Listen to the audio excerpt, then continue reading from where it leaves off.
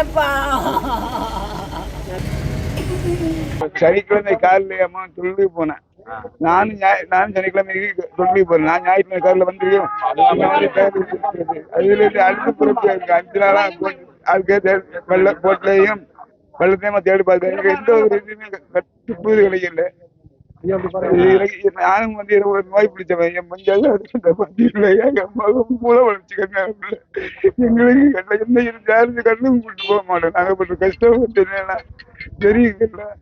அதனால அரசாங்கம் ஏதாவது எங்களுக்கு ஒரு போன சனிக்கிழமை சொல்லி போனது ஐயா. சனிக்கிழமை 5வது நாள் போட்டு தேடி போச்சு. 2 வெள்ளம் தேடி போச்சு. தொடர்ந்து இன்னையும் கூட நடைபெற மாட்டேங்குது. தனுஷ்கோடி வரைக்கும் ஆளுக்க போயிட்டே இருக்காங்க.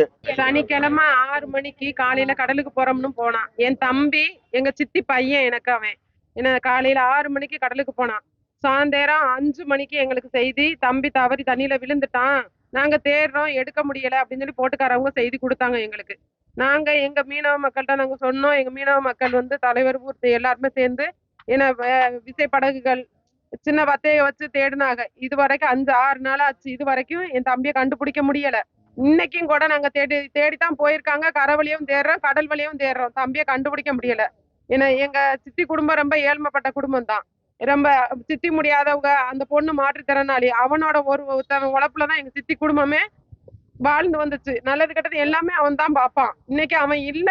இன்னைக்கு அவன் இறந்ததாக அரசாங்கம் ஒரு முடிவெடுத்து அந்த அரசாங்கம் வழங்கக்கூடிய உதவிய சீக்கிரமா இந்த குடும்பத்துக்கு வழங்க என கேட்டு ரொம்ப கண்ணீரோட கேட்கிறோம். அந்த குடும்பத்தை பாருங்க, அந்த மக்களை பாருங்க, அந்த பொண்டாட்டி அம்மா அப்பா மக 3 பேரையும் பார்த்து உங்க மனம் இறங்கி அந்த மக்களுக்கு ஒரு உதவி செய்யுங்க. ஏன்னா வெகு சீக்கிரத்துல என்ன செய்யணுமோ அந்த அரசாங்கம் எங்களுக்கு அந்த உதவியெல்லாம் செய்யுங்க.